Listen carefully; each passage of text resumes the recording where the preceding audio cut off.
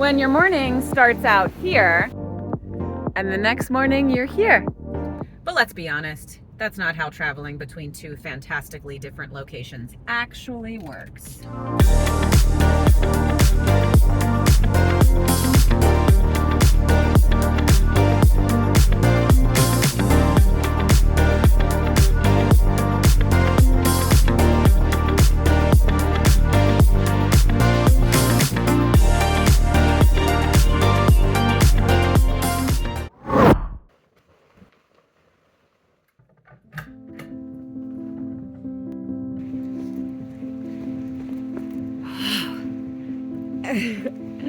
It's really just another week of laying bricks.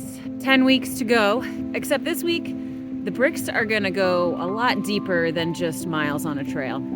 This week, I'm gonna travel, not to trail run, but I will be trail running, but to dig into some of my childhood traumas around money and business and family and self-worth, and hopefully trail running. Just another week.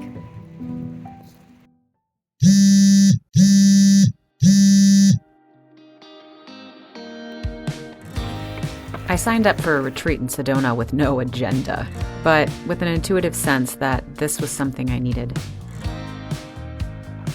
What I sought was simple: a reset, some sunshine, maybe a breakthrough, a gentle reminder of who I am beneath the layers of daily life. Part of me yearned for that classic epiphany moment, the kind where life's path suddenly illuminates itself with crystal clarity. But transformation rarely arrives in such neat packages, at least for me. So I dropped that expectation. Instead, I approached the next 5 days with an openness.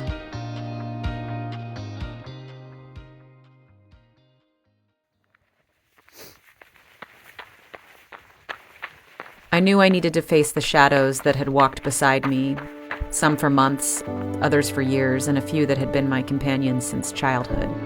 Between these moments of introspection, I couldn't wait to log miles over those magnificent rust-colored trails, meandering between towering sandstone spires. Because on the trail, among ancient stones and endless sky, I find my sanctuary.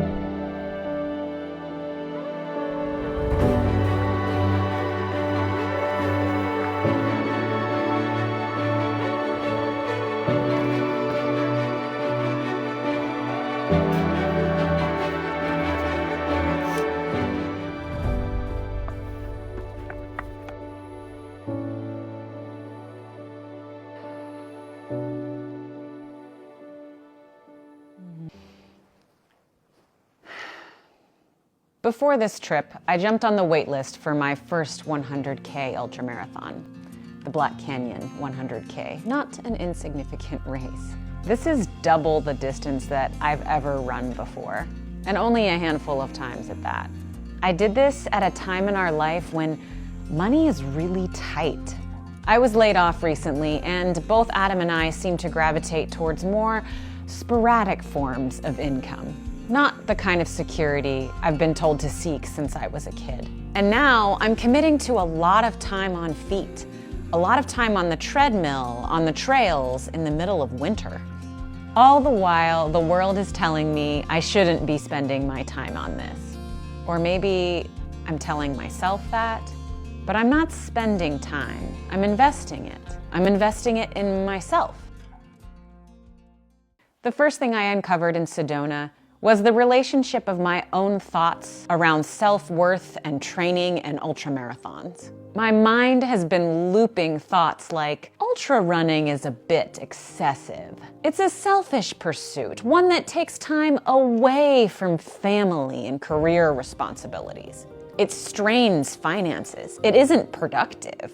It's actually a rather extreme form of escapism from real-life problems, or just a midlife crisis. It certainly doesn't contribute anything meaningful to society.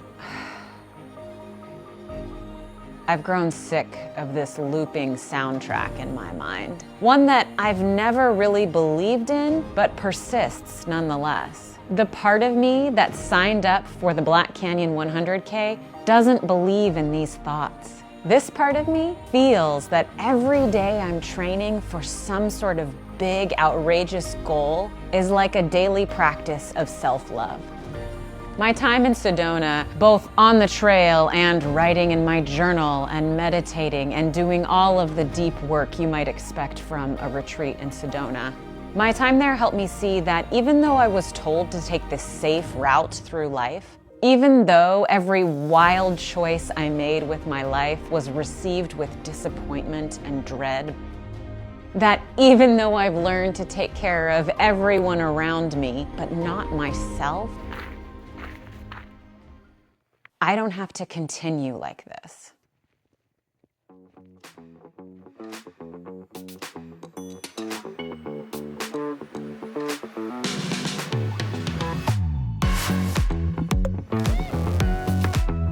I can create my own operating system. I can let go of these beliefs. I can shout from mountaintops, and I can forgive the people who tried to protect me and shelter me.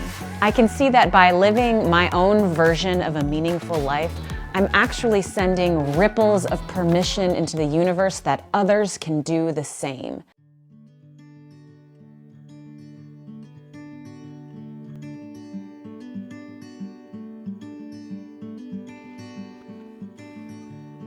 I love trail running, but I was waiting for some sort of external threshold that I would magically cross to let me know that I was ready to step into a bigger ultra distance, like the Black Canyon 100K. Like I would magically have more time or money or resources or fitness or the ability to consume carbs at high efforts. And that would tell me I was ready. Or that I would have a perfect 50K event where I felt great and ready to take on the next big challenge. That hasn't happened yet, and I'm no longer expecting it to. Because the reason I love ultra running so much is that it's full of flaws. It's full of these unexpected challenges, and quite honestly, I don't think it's ever gonna go right.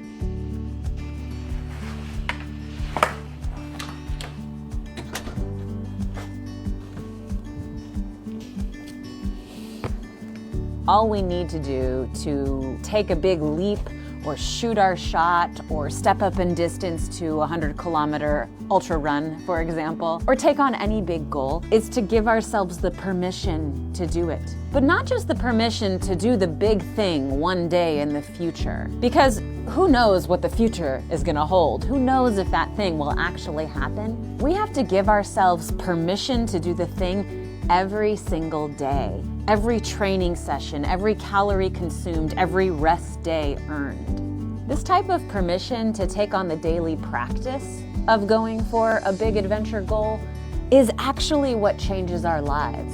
It builds the habits and it builds the practice of giving ourselves that kind of permission and self-love every single day to be able to do some big thing that may not have a real tangible payoff in the future.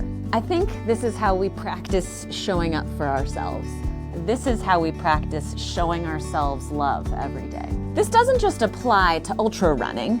Adam is in a similar process of taking on big adventure goals in new sports, right now backcountry hunting, and mapping out the micro commitments that have to happen in order to accomplish these big types of goals. So if you want to see more about his process or how this might apply to any type of big goal you have in the future, take a look at this next video. Even if you're a busy parent like us.